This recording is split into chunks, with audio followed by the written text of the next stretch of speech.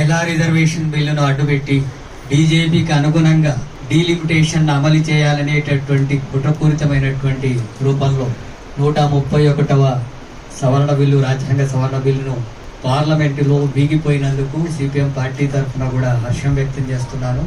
ఇటీవల కాలంలో బీజేపీ అధికారంలోకి వచ్చిన నాటి నుండి ప్రజల తరఫున ప్రజలకు ప్రయోజనకరమైనటువంటి ఏ ఒక్క బిల్లుల్ని అది ముందుకు పెట్టడం లేదు. ఉన్న వాటినే నిర్వీర్యం చేసేటటువంటి పద్ధతినే అమలు చేస్తుంది. తనకు మెజార్టీ ఉంది కాబట్టి.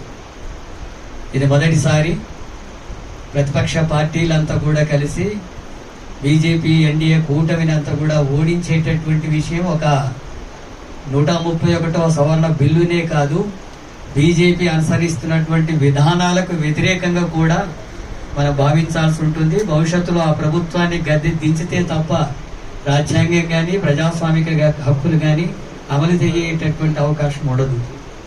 మీరు గమనిస్తే ఉపాధి హామీ చట్టాన్ని నిర్వీర్యం చేసేటట్టుగా బిల్లును ప్రవేశపెట్టింది పార్లమెంటులో.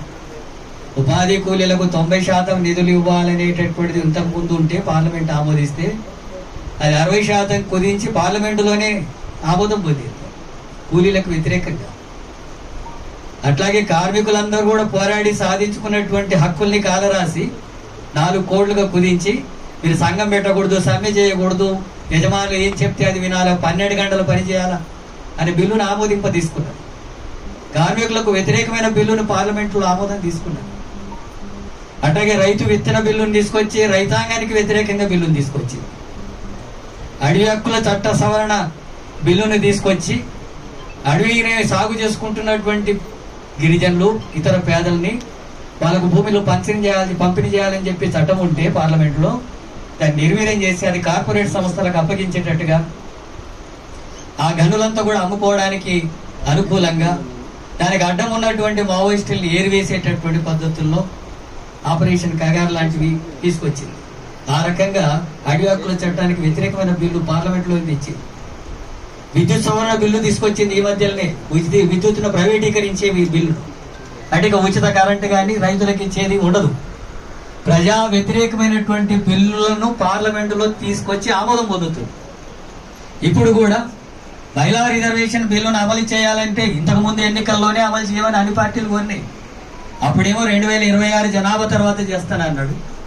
ఇప్పుడు ఎన్నికలు జరుగుతున్నాయి కాబట్టి మహిళా రిజర్వేషన్ బిల్లు పెట్టి దాంట్లో డీలిమిటేషన్ కూడా పెట్టి అది వ్యతిరేకిస్తే మహిళా రిజర్వేషన్ బిల్లుని వ్యతిరేకించిందని అక్కడ రాజకీయ లబ్ధి పొందాలని చెప్పి ప్రయత్నం చేస్తున్నారు. డీలిమిటేషన్కి సంబంధించినటువంటి విషయాలు పెట్టాలనుకున్నప్పుడు, మహిళా రిజర్వేషన్ బిల్లు పెట్టాలనుకున్నప్పుడు వేరు పెట్టొచ్చు కదా. మహిళా రిజర్వేషన్ బిల్లును సమర్థిస్తామని అన్ని పార్టీలు చెప్పినాయి కదా, ఎందుకు అమలు చేయలేదు? అంటే మహిళా రిజర్వేషన్ బిల్లు అమలు జరగాలనే చిత్తశుద్ధి లేదు బీజేపీకి. ఆ రకంగా అడ్డం పెట్టుకొని డీలిమిటేషన్ అమలు చేయాలనేటటువంటి, ఎందుకంటే మొత్తం ఈ సౌత్ ప్రాంతం అంతా కూడా బీజేపీ బలహీన పడుతుంది, రావడం లేదు. అట్లాగే ఉత్తరాది ప్రాంతాల్లో కూడా బీజేపీకి సంబంధించినటువంటిది కొంత బలం ఉన్నా, పోయినసారి 300 సీట్లు వస్తాయనుకుంటే 240 వచ్చినాయి, సొంత మెజార్టీ రాలేదు. చంద్రబాబు నాయుడు, నితీష్ మద్దతు ఇవ్వకపోతే ఈ రోజు బీజేపీ గవర్నమెంట్ లేదు దేశంలో. కాబట్టి రేపు వచ్చేటటువంటి ఎన్నికల్లో అసలే ఉండదు అనేది విషయం దానికి స్పష్టంగా తెలుసు. అందుకే తన బలమైనటువంటి ప్రాంతాల్లో సీట్లు పెంచుకొని మళ్ళీ మెజార్టీ సాధించి మళ్ళీ అధికారంలోకి రావాలనేటటువంటి కుట్ర ఉంది.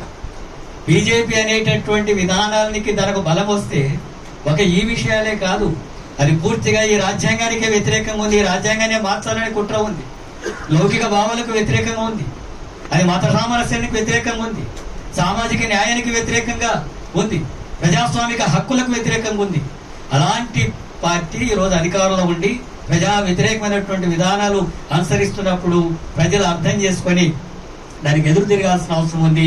ఆ ప్రభుత్వాన్ని గద్దె దించేటటువంటి పద్ధతుల్లో కూడా భవిష్యత్తులో ముందుకు సాగకపోతే ఇంకా ఇలాంటి శ్రామిక వర్గాలకు వ్యతిరేకమైన బిల్లులు తీసుకొస్తారు ఆ పార్లమెంట్లో. ఒకనాడు పార్లమెంటే ఆమోదించిన బిల్లుల్ని రివర్స్ చేస్తున్నారు. సామాజిక న్యాయానికి వ్యతిరేకంగా, అణగారినటువంటి తరగతులకు వ్యతిరేకంగా బిల్లులు చేస్తున్నారు. మహిళల మీద దారుణంగా అత్యాచారాలు, హత్యలు జరుగుతుంటే వాటి గురించి ఏం పట్టించుకోరు. సంవత్సరానికి 1000 మంది దళితులు కుల వివక్షను వ్యతిరేకిస్తే హత్యలకు గురవుతున్నారు, పట్టించుకోరు. గిరిజనులతో కూడా ఎలాంటి స్థితులు లేకుండా మొత్తం పిట్టలు రాలినట్టుగా రాలిపోతున్నారు, వాళ్ళ గురించి పట్టించుకోవడం. ఎలాంటి పూర్తిగా కార్పొరేట్ సంస్థలకు ఆదానికి అంబానీలకు ప్రయోజనం పెట్టేటట్టుగా మతోన్మాదాన్ని రెచ్చగొట్టేటట్టుగా రాష్ట్రాల్లో అలాంటి విభజన రాజకీయాలు ద్వేష రాజకీయాలు తీసుకొస్తుంది. దానికి తగిన గుణపాఠంగా ఈనాడు పార్లమెంట్ చెప్పింది. భవిష్యత్తులో ఇంకా ఆ రూపంలోనే మనం అందరం కలిసి ముందుకు సాగాల్సి ఉంటుంది. అట్లాగే తేజస్వి సూర్య పాకిస్తాను భారతదేశం విడిపోయిన దానికంటే దారుణంగా ఉందట తెలంగాణ ఆంధ్రప్రదేశ్ విడిపోయింది. మరి తెలంగాణ ఆంధ్రప్రదేశ్ విడిపోవడం అనేటప్పుడు బీజేపీ చెప్పుకున్నది కదా, మేము మద్దతు ఇస్తేనే మేము ఇది వచ్చింది తెలంగాణ వచ్చిందని. వాళ్ళందరూ కూడా పెద్ద ఎత్తున ప్రచారం చేసుకున్నారు కదా. మరి ఈనాడు ఎందుకు దానికి వ్యతిరేకం అంటే రాష్ట్రాల మధ్య విభజన, విద్వేషాలు రెచ్చగొట్టడం. పాకిస్తాన్ భారతదేశం విడిపోవడానికి కూడా మీరే కారణం కదా, ఆర్ఎస్ఎస్ఏ కారణం కదా, దానికి మీరే కారణం కదా. ఇక్కడ విభజన జరిగేటటువంటి దాంట్లో సంవత్సరాల తరబడి జరిగినటువంటి పోరాటంలో భాగంగా పార్లమెంటు ఆమోదిస్తే ఆ పార్లమెంటులో మీరు సమర్థించి ఇప్పుడు ఆ రకంగా విడదీసినటువంటి దాన్ని తప్పుబట్టి విద్వేషాలు రెచ్చగొట్టేటటువంటి ప్రయత్నంగా తేజస్వి చెప్తున్నాడు. అందుకే ఆయన క్షమాపణ చెప్పాలా? ఆయన క్షమాపణ చెప్పడం కాదు, ఇక్కడ ఉండేటటువంటి కేంద్ర మంత్రులు ఇద్దరు ఉన్నారు, వీళ్ళకి ఏమీ లేదు, పదవులు తప్ప ఇంకేం అక్కర్లేదు, రాష్ట్ర ప్రయోజనాలు అక్కర్లేదు, రాష్ట్రానికి నిధులు ఇవ్వకపోయినా అక్కర్లేదు, రాష్ట్రానికి సంబంధించినటువంటి అవమానించే పద్ధతిని అనుసరించినా వీళ్ళకి అక్కర్లేదు, పదవులు కావాలి, మోడీ ముందు మోకరిల్లడం తప్ప ఏమీ చేతగానటువంటి దద్దమలుగా వీళ్ళు ఉన్నవి. వాళ్ళు కనీసం మాట్లాడాలి కదా, ప్రశ్నించాలి కదా, తేజస్విని క్షమాపణ చెప్పమని వాళ్ళకు కూడా అడగాలి కదా. ఈ రాష్ట్రం తరఫున ఈ రాష్ట్రానికి పట్ల విభజన పట్ల వాళ్ళకి చిత్తశుద్ధి ఉంటే ఖండించాలి కదా, వ్యతిరేకించాలి కదా. అలాంటి వైఖరి లేకుండా వ్యవహరిస్తున్నటువంటి పరిస్థితుల్లో రాష్ట్రం ఉంది. ప్రజలు కూడా వీటిని అన్నింటిని కూడా అర్థం చేసుకోవాల్సిన అవసరం ఉంది. ఈ రోజు బీజేపీ నిరసన ప్రదర్శనలు కూడా ఇచ్చారు. మహిళల రిజర్వేషన్ల బిల్లుకు వ్యతిరేకంగా ప్రతిపక్షాలు చేసిన అనేటటువంటిది కాదు, మహిళా రిజర్వేషన్ అడ్డు పెట్టుకొని అప్రజాస్వామికమైనటువంటి పద్ధతుల్లో కనీసం అఖిల పక్షాన్ని కూడా పిలవకుండా, రాష్ట్రాల అభిప్రాయాలు కూడా తీసుకోకుండా, మేధావులు ప్రజాస్వామిక వాదుల అభిప్రాయాలు కూడా తీసుకోకుండా బలం ఉంది కాబట్టి ఏమైనా చేస్తాను నేను అనేటటువంటి ధోరణితోనే వ్యవహరిస్తున్నటువంటి దాన్ని ఇది ప్రతిఘటిస్తున్నట్టుగా లెక్క. ప్రతిపక్షాలంతా మాట్లాడితే పార్లమెంట్ సభ్యుల్ని మొత్తం బహిష్కరించేటటువంటి ధోరణి ఇప్పుడు మోడీ వైఖరిలో ఉంది. వీటన్నిటికి వ్యతిరేకంగా మనం నిలబడి పోరాడకపోతే కనీసం రాజ్యాంగం కల్పించినటువంటి హక్కుల్ని కూడా కాపాడుకోలేనటువంటి స్థితి వస్తుంది.